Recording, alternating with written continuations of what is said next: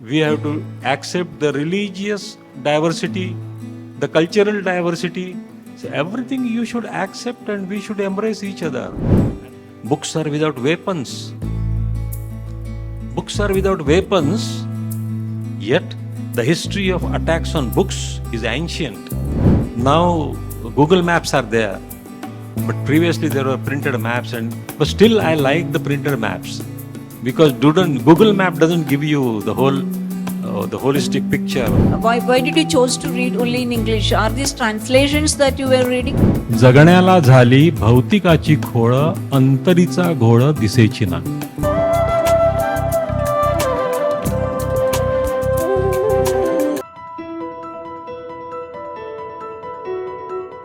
Good morning, everyone. It's really a pleasure for me to come here and read some of my poems here before you. It's really a good initiative of Kerala Assembly. First of all, I thank the Speaker, Kerala Assembly, the whole Legislature, Shri Prabha Verma ji, a senior writer sitting here, Mahadevan ji, Anita Thampi ji. I know them as very well-known writers beyond the borders of Malayalam literature. It's a rare initiative, I think, that any assembly organizing a book fair. Because usually power doesn't like books. This is the experience everywhere. The books are not liked by politicians in general. But this is a rare example here in Kerala. So I'm really happy and feeling really very blessed to come here and read some of my poems here. I'll just give you one small example of Maharashtra that one state award was given to a book and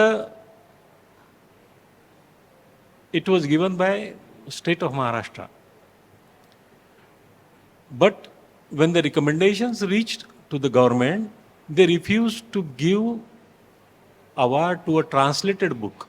It was award for translation because the state didn't like the contents of the book. So that award was refused. So this happens in our country.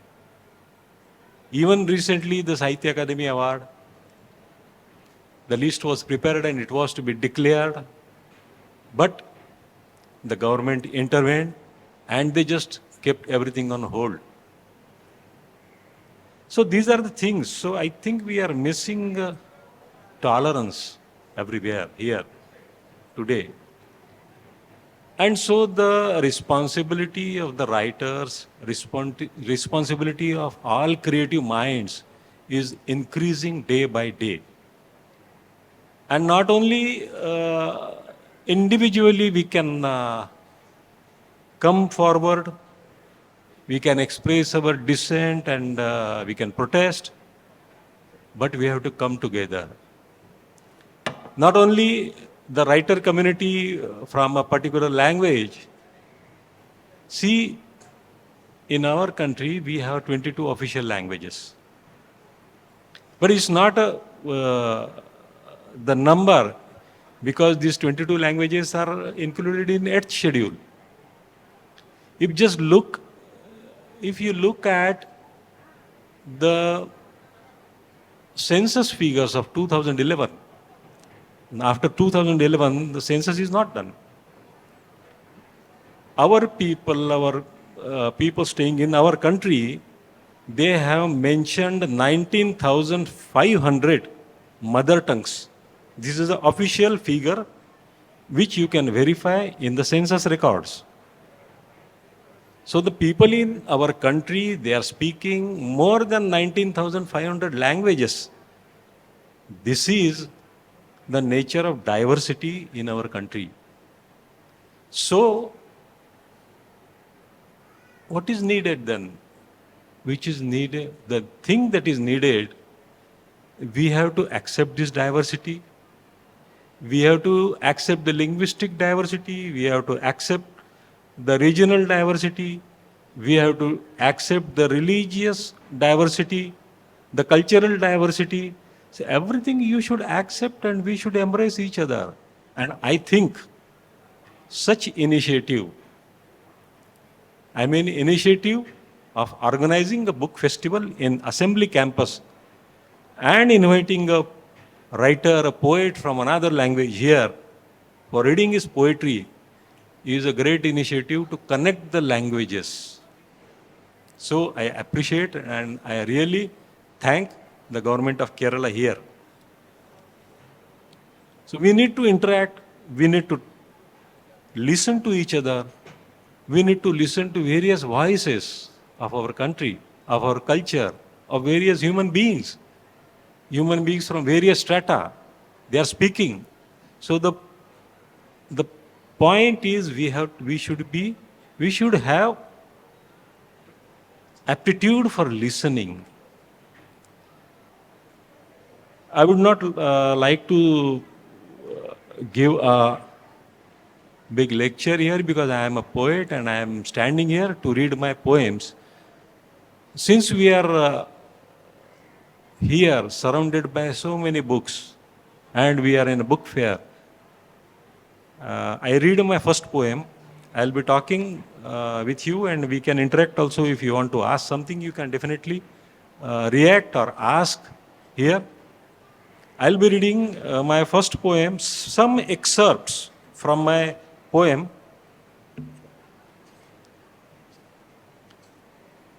It's a poem on books only. Since we are here in a book fair and surrounded by books, I'll be reading a poem about books. The title of the poem is Few Jottings About Books from Autobiography of a Writer. These are few jottings from the autobiography of a writer. These are some excerpts. I am not reading the full poem, it's a long poem. Books come looking for me, longing to meet me.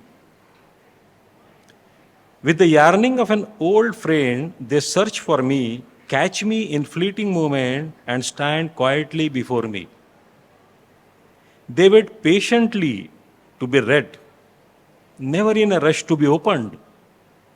Sometimes in restlessness, I glance at them, and that alone is enough to bring them joy. The moment I hold them, their hearts gleam and their eyes sparkle. As I read, they hold their breath, careful not to disturb my concentration of reading. Even when left half read, they do not despair. They wait patiently and hopefully to be picked up again. When I finish reading the books glow weary, close their covers, and quietly wonder how they have touched me.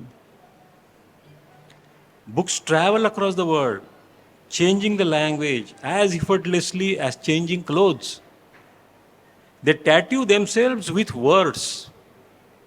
The books tattoo themselves with words from countless tongues. Their bodies adorn in linguistic diversity. Crossing all borders, they spread far and wide as easily as a waft of wind.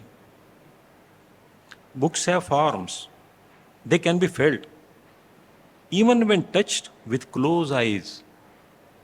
A subtle fragrance announces their arrival before they are seen actually by our eyes.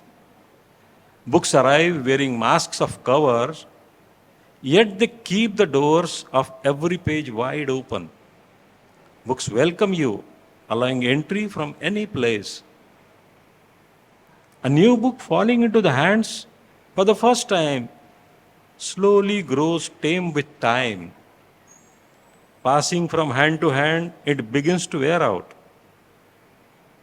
First few pages of the book before the main text disappear, and then the last pages come loose.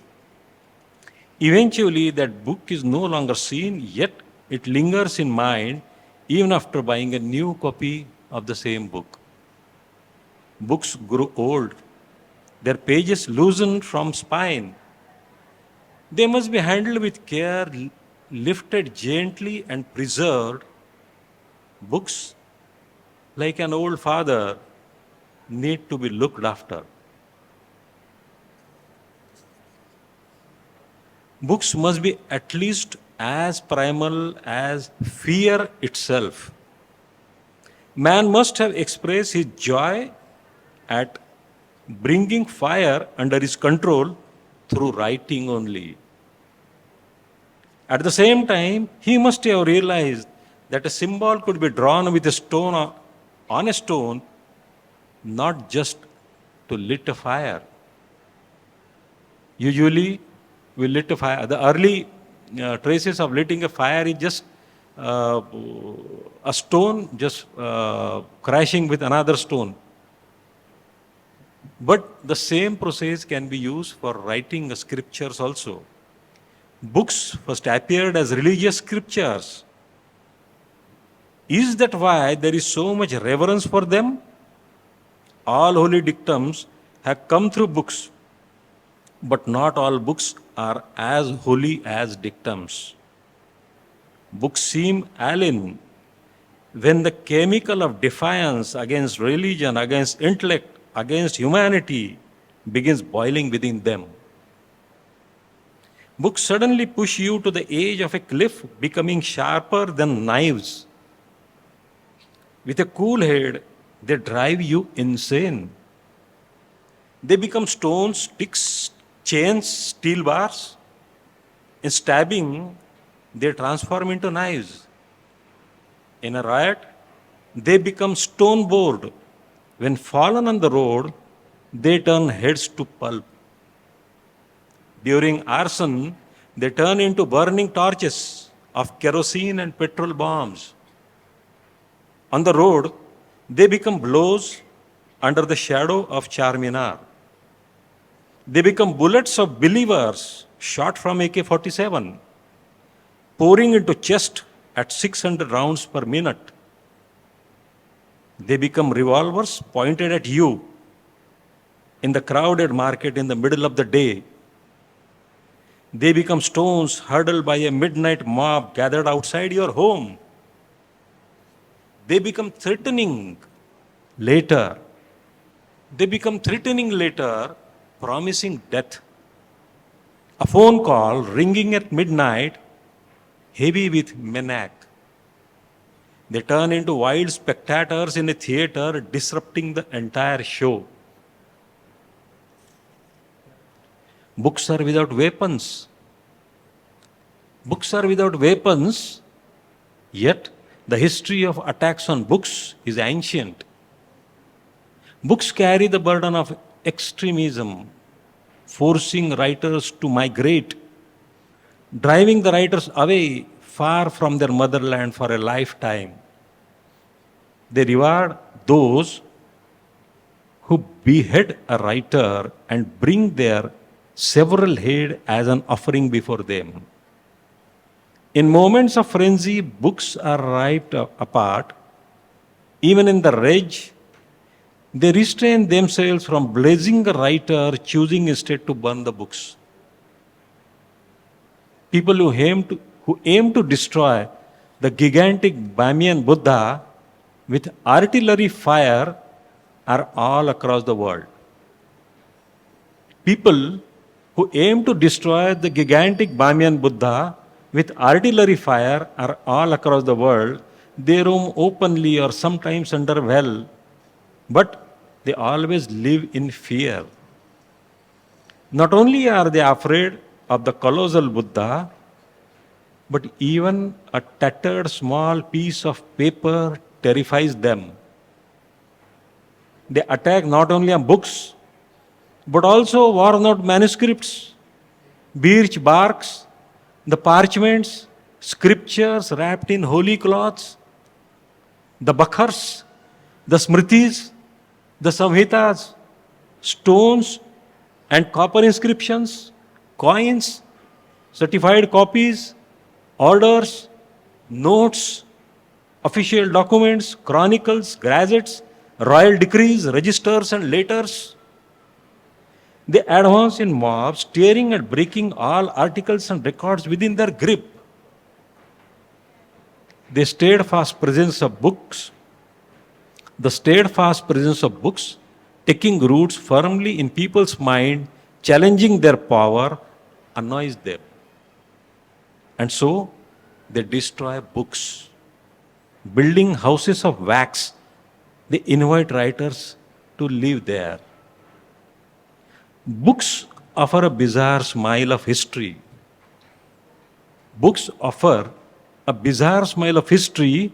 Those who cannot change history attempt to rewrite books, destroying the sanctity of those texts. They commission books written to their liking, believing the rewritten words will immortalize them. Planting flags on books and trampling them underfoot does not prove ownership over those books. Books tear through the thick skin of history. Books tear through the thick skin of history, revealing the pages of time hidden in their depth. The dark intestines of history, which could also become their noose to silence books, they drive them away. They tightly shut doors and windows, increase border vigilances, they erect barricades, they impose curfews, banning gatherings of people. But books, transforming into butterflies, perch gently on the fingers of poets, leaving the pollens they have gathered in the ink of their pens. The books embody the voice of people. The books embody the voice of people. They roar like ocean waves. When they rise to great heights, they shine like stars constantly. They led vision to eyes, tune to voices, and freedom of movement to shackled hands and feet. They become sharp file, cutting through spike fences.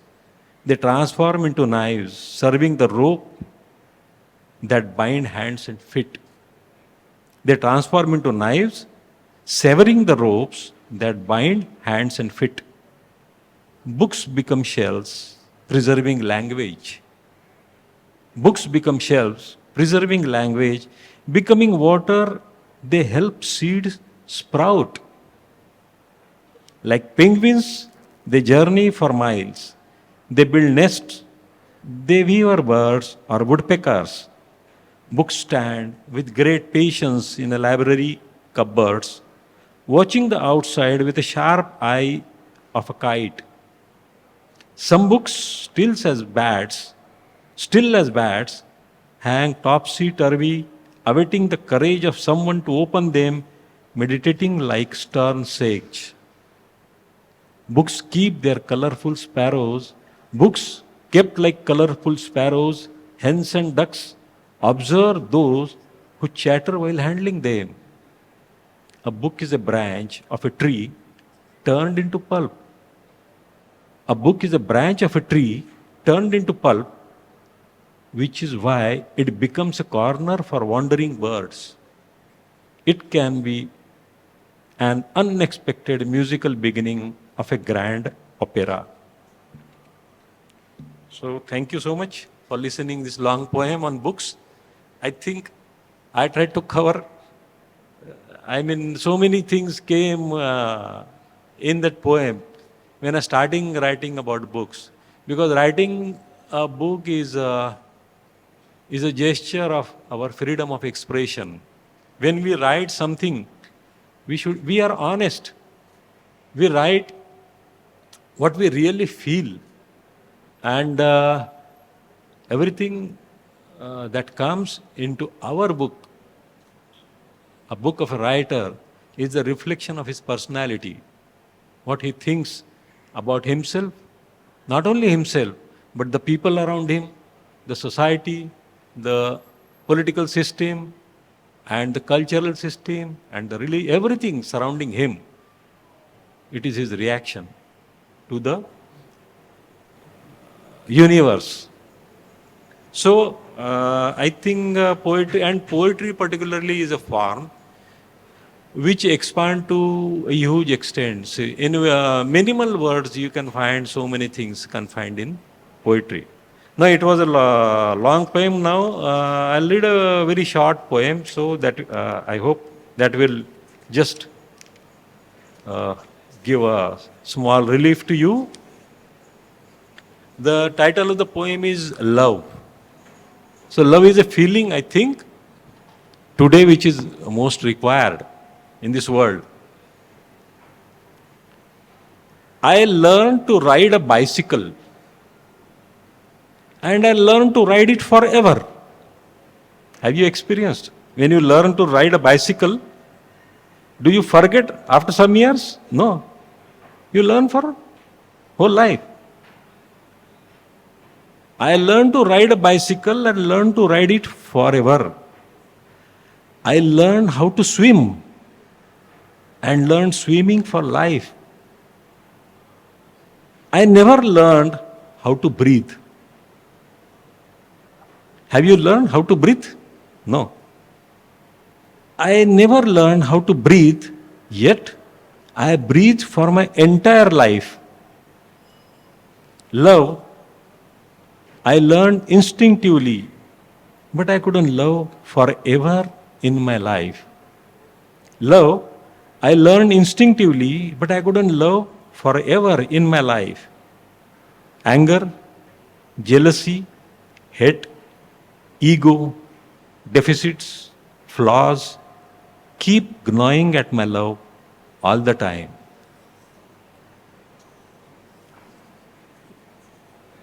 Again, one small poem. This is about the way we are living a life nowadays. The title of this poem is Half Digital. Half of the body of flesh and blood, half digital. Half the brain of live cells, half digital. Skin to skin touch, only half. Body to body encounters, only half. Half digital. Half of the life I lived through 5 senses, Panchendriya, what we call. Half of the life I lived through 5 senses, half digital.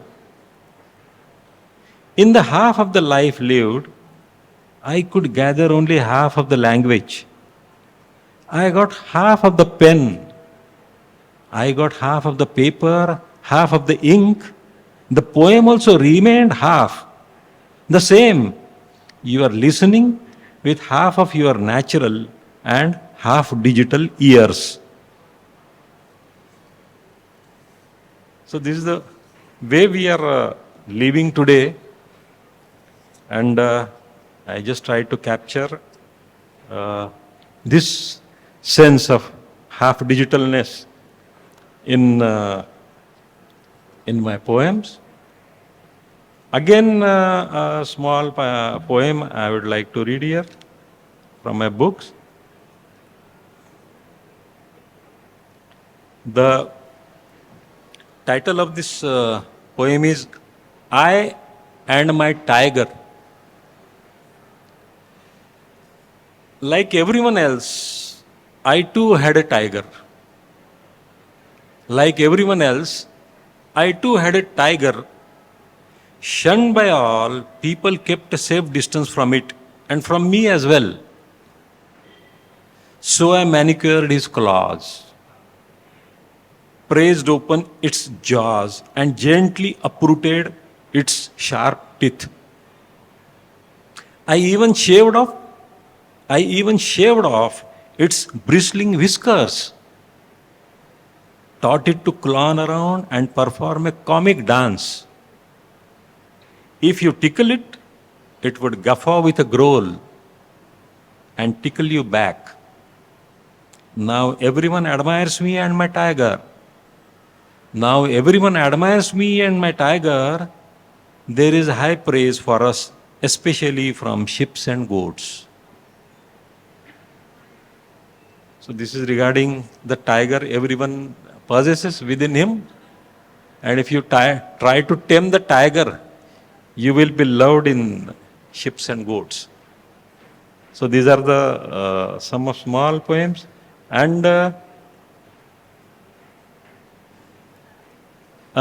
again one poem, this was a poem regarding a tiger. Now a poem is called Bird. A bird. As you sat near the window, waiting for the birds from distant land, your voice gently settled on the branch of the tree before you. As you sat near the window, waiting for birds from distant lands, your voice gently settled on the branch of the tree before you. The bird arrived from the clear sky and perched on the same branch beside you.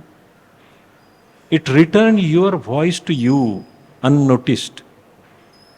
Now you are singing together with the same bird.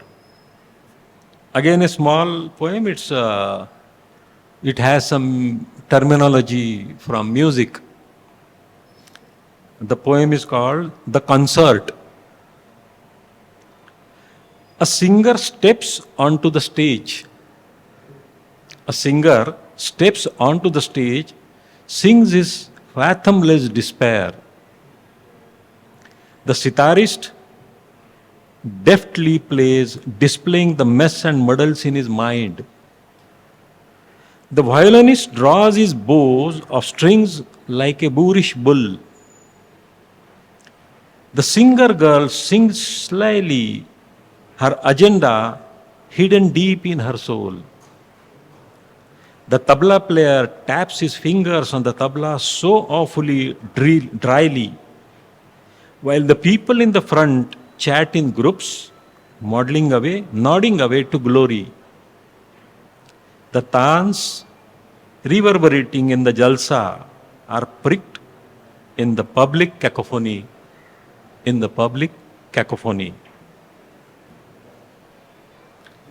So these were some poems from my book, and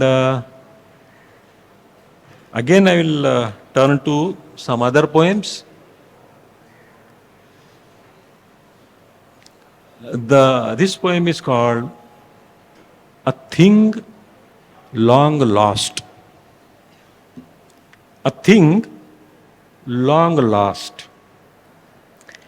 A thing long lost lies quietly wherever it happens to be. A thing long lost lies quietly wherever it happens to be. Its face lit up by an innocent smile. Thank God. The finger that held me is gone. The finger that held me is gone, and I have got free. Maybe for him I am lost, yet the truth is I am free. How pleasant it is to be free, to break free of ropes and float on one's own weight. I had no identity for so many days.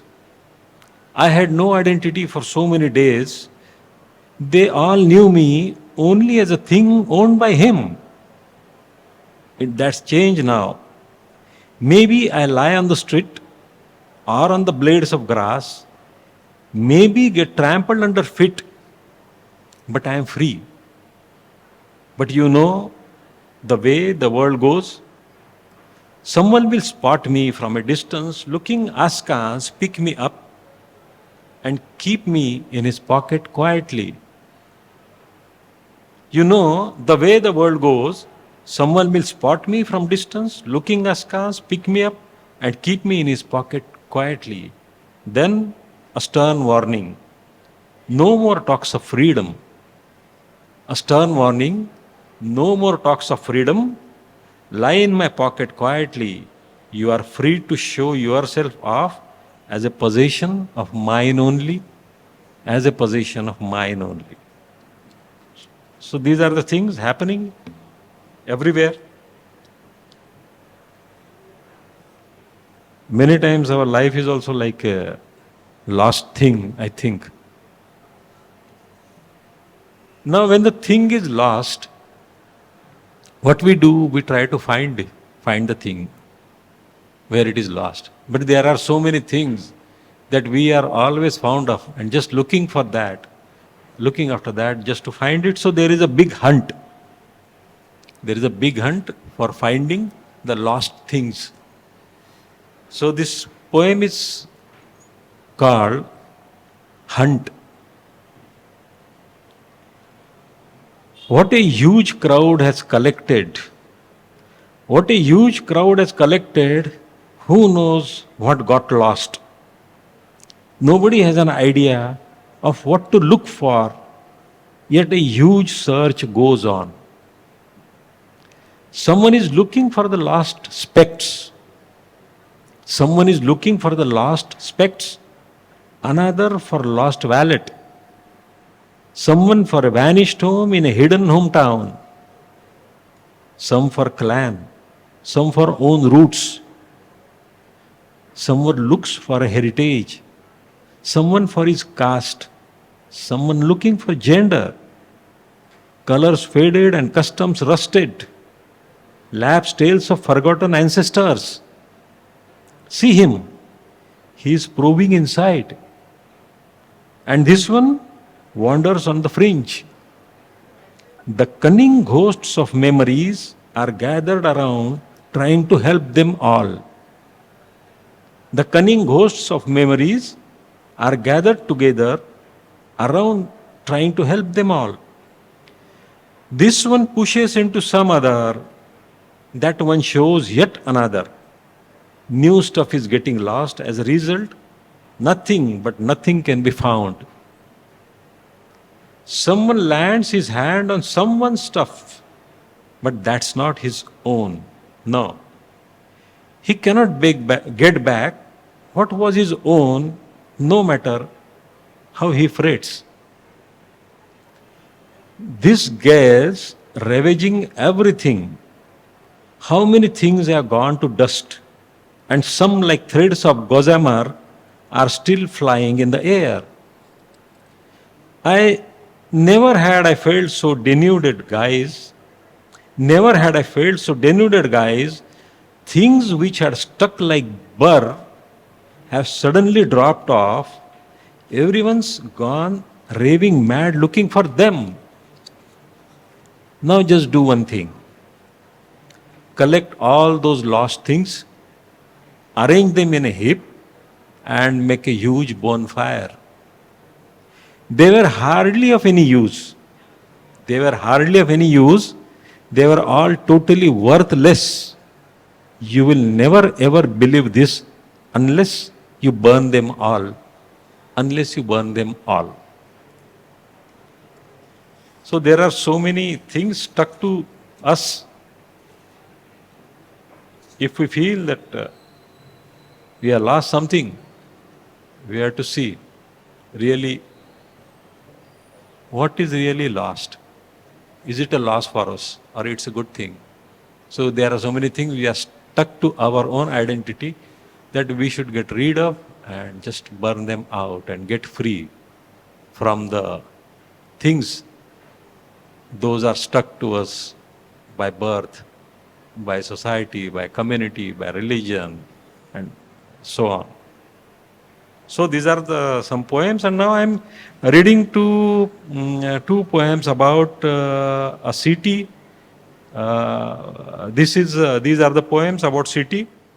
I stayed in city of Mumbai for many years, and so wherever we live, the things around, they penetrate in your inner core, and they percolate in the words that you write.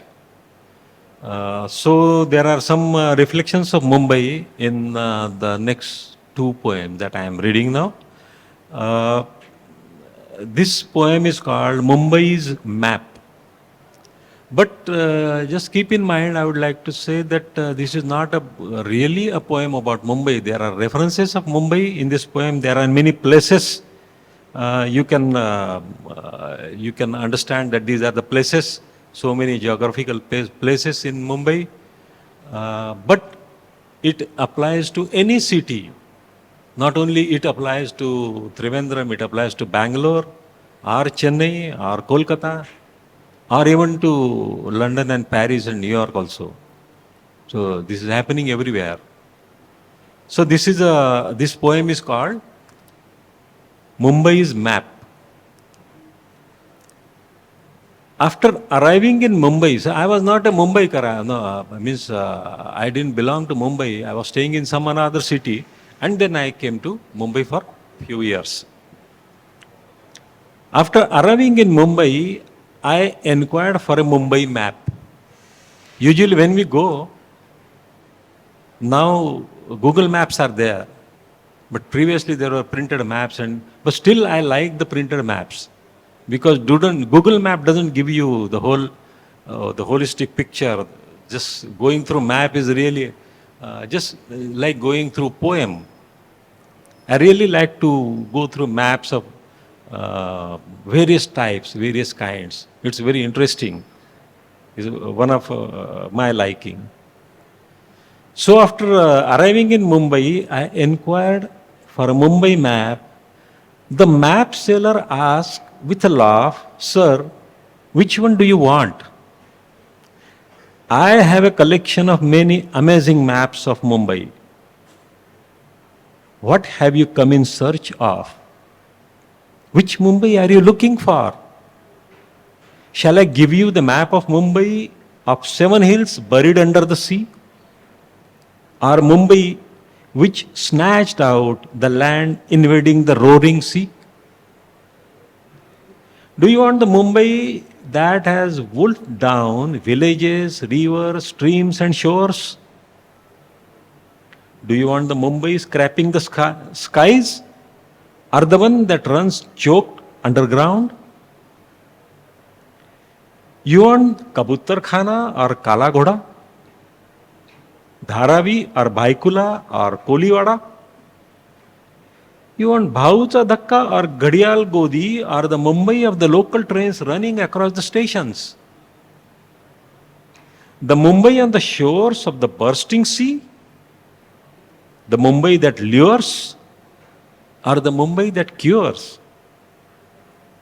Mumbai dripping in sweat of laborers in open spaces, or the one that chills off in closed chambers? Which Mumbai shall I give you? Of villagers or city dwellers from Vidarbha, Konkan, of the borders of Maharashtra, or from UP or Bihar or from Chennai, of the native places? Mumbai of the native people or Mumbai of the foreigners? There is a Dubai in Mumbai, and there is USA also exist here. Of course, there is Israel in Mumbai, and do not forget Iran. It also exists there. There are wonderful Irani cafes in Mumbai, and the Irani cafes, they came in many of the poems, poets like Kolatkar. Do not forget Iran, it also exists here. Mumbai of the terrible mix of languages, Mumbai that slits your throat with a language, or the Mumbai that has absorbed all languages to give birth to a new slang of the city? Look at this cubist map. This map seller is telling me. Look at this cubist map. This is the Dadaist map. This is the surrealist, and that is the realist map. This is abstract one, and that is figurative one. This one is post-colonial, and that is post-truth map of Mumbai. Tell me which color map is that you desire. Do you need a green map or a red map? Or you want a blue one or the saffron map? overwhelmed. I said, oh, just wait, let me take a breath. I don't want all these maps. I don't want all these maps. I don't need it. Keep all these maps with you. In fact, there is a one map I have brought here along with me in my bag when I came here. That will be more useful to me. I can give that map to you if you want. The map contains writers like Bhau Upadhyay, Namdev Dasal, Arun Kolatkar, Vasant Gurjar, Satish Kalsekar, Jayan Pawar or Bhujang Meshram. The map also contains painters like Hussain Saab, Jahangir Sabawala, Sudhir Patwardhan, Prabhakar Kolte. The map contains singers like Bade Ghulam Ali Khan Saab, Devdar Master and the theatre icons like Satyadev Dubey and Vijay Tendulkar. This map also got book hubs like Strand and Kitab Khana and PBH. This map has music shops like Rhythm House, cafes like Samovar, Wayside Inn, and the booksellers lost now on the walkways of Mumbai. Then there are so many small and big bookshops stuck in the mind, some remembered, some forgotten. This is too tiny a map, I know. This is too tiny a map, I know. It does not poke its nose in the affairs of the city. It's engrossed in its own small world. Let me give this map to you, O map seller. Let me give this map to you. Keep it safe and sound. Hide it well under the pile of these maps you have. Hide it well under the pile of all these maps you have. It won't ever be sold. This map that I'm giving you, it won't ever be sold, and let me assure you, no one will ever come asking for it. But keep it with you nonetheless. If ever a poet like me, with eyes lost in rigmarole, comes to this city unknowingly and reaches you and asks you for a map of Mumbai, please give this map to him. His eyes will sparkle. He will never go back frustrated from this city. He will never go back frustrated from this city. Thank you for listening to this poem on Mumbai. Are you really enjoying reading the poem? There are very few of these people, but you are enough for me. And just one or two poems I'll read. The next poem also contains many references from Mumbai. And I mean, these are the two poems. But as you could see that this is applicable to any city where we live. That this poem is called, O Gods, Reigning Deities. On a Christmas day, I went to the Holy Name Church at Kolaba. See, these are the places like Kolaba or Jama Masjid or Crawford Market. These are the places from the city of Mumbai. You can compare it to the places in the city of Trivandrum or from Kochi.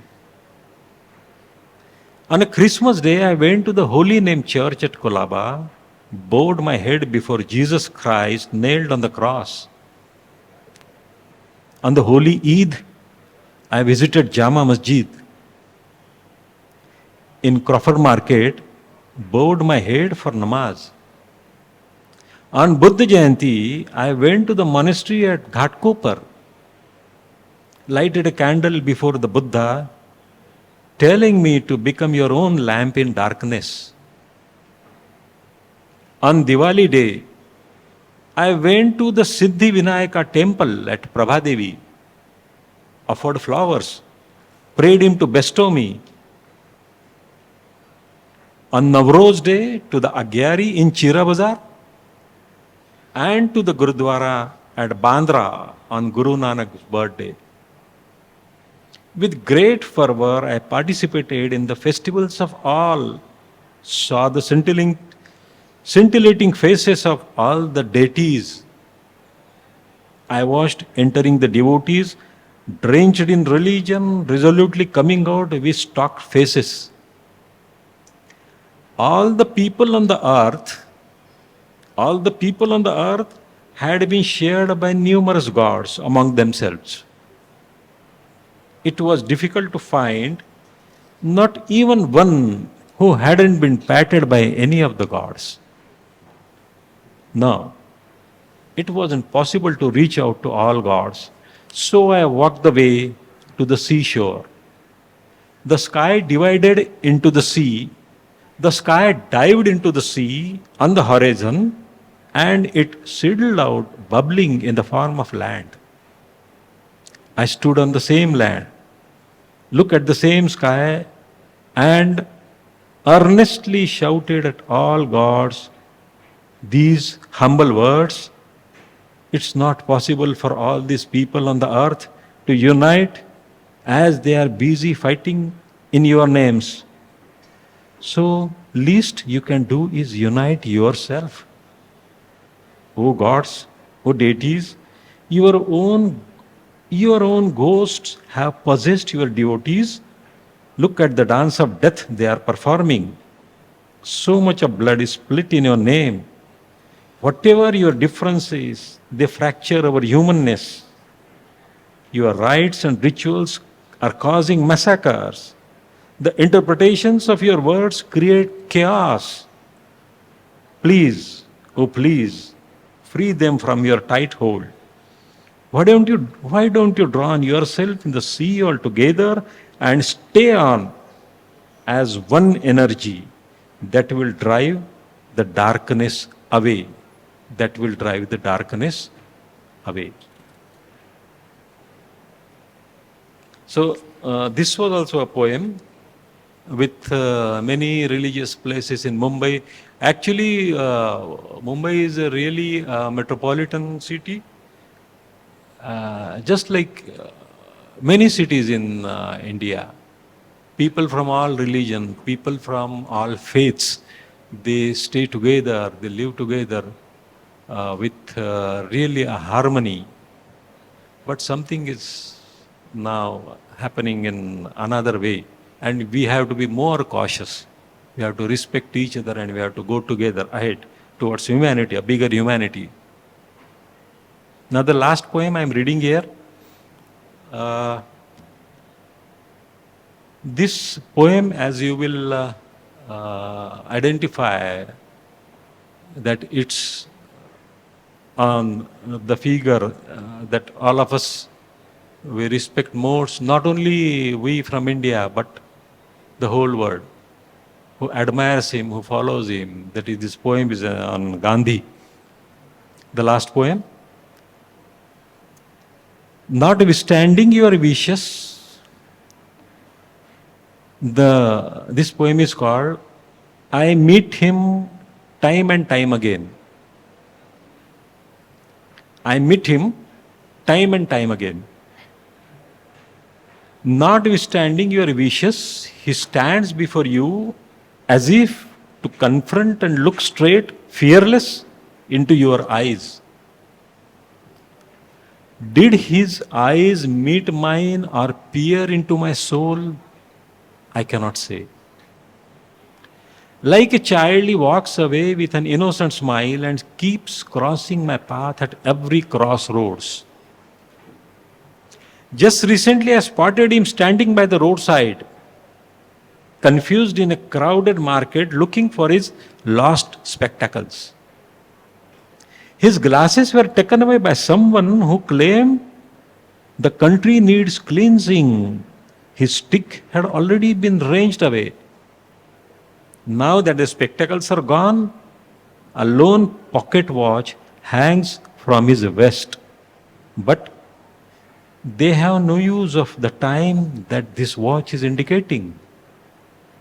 They said, your specs are great to detect the specks of dirt, and took them away before I knew it. But through my lenses are clearly visible some old those blood stains also. I wonder how they will clean those blood stains. He muttered and made his way. Moments ago, he had descended from the portrait. Moments ago, he had descended from the portrait in the Parliament Hall, dejected as he looked around. The very plotters of his assassination, donned with dear white khadi, wore cunning smiles as they hailed him. How badly I am caught in this huddle. I have been kidnapped and brought here. Though at the center of the scene, his gaze is blank. And yet, he returns to his portrait on the wall, holding onto a single ray of hope. The serpentine procession on the road after road reins the chariot in the impassioned protagonist's hand and the followers in frenzy. Their aim was to make a theocratic nation. They wished to render the faiths. They seem irrelevant to this land. They unlocked nothing. They unlocked nothing, rather sought to lock up the brains. They sought to define religion. Accept our definition of religion, else be killed. He broke into procession to ask, just what religion are you talking about? Leave alone liberating the spirits from its trapping. You all have tied a leash around their necks and turned men into animals. Moments ago, I saw him at the central library, cursing his luck, extremely worried. He was reading from a tome that holds the spirit of the nation, perusing each page of the book where certain lines have been underscored. Some lines had red question marks placed at the end. Certain other words were circled in black ink. There were too many cancellations in the book. Some intended transformations were in pencil, some were suggestions, other imperatives. A few pages were nearly torn off.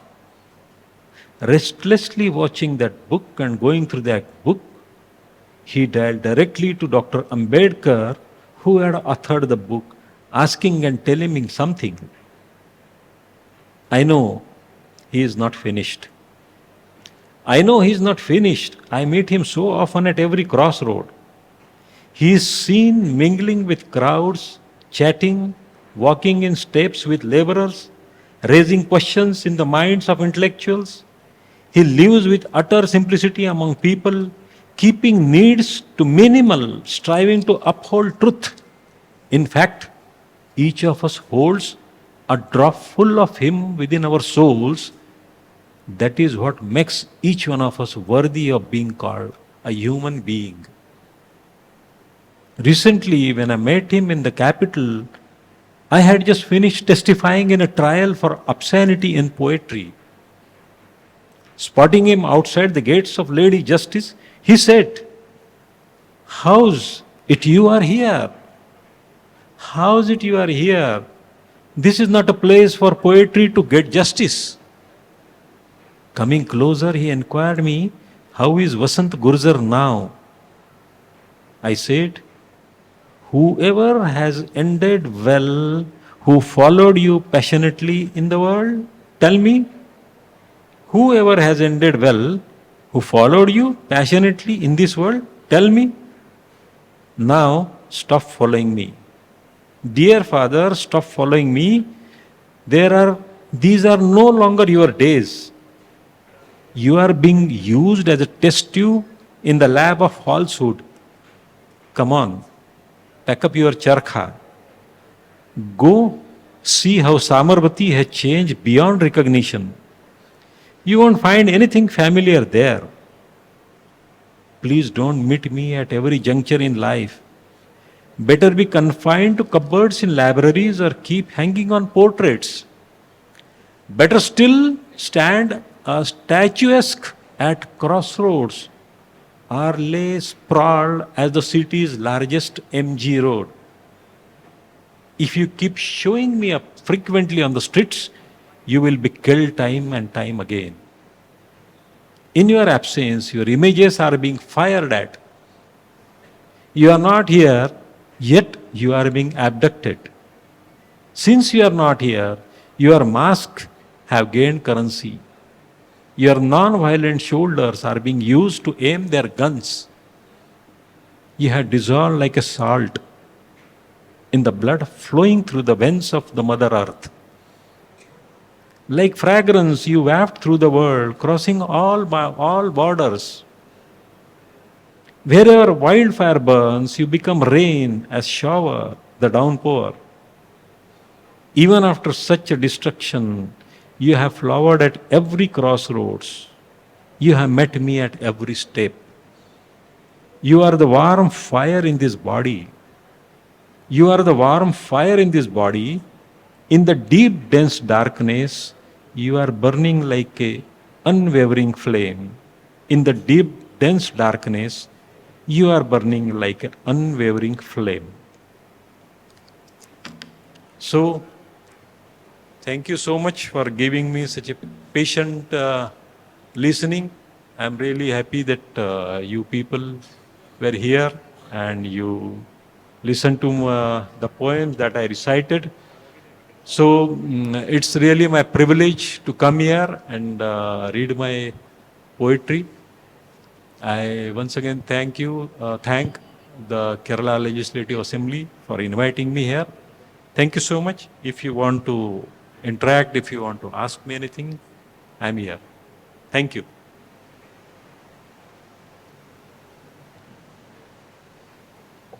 We have just heard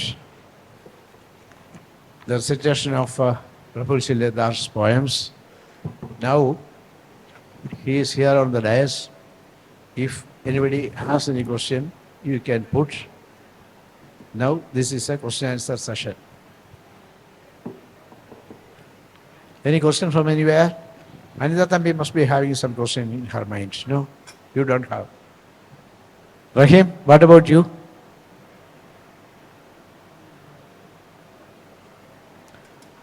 No question. It is rather unfortunate that we don't have any question to be put to him. A poet who has come all the way from Maharashtra to Kerala. She will ask a question. Good.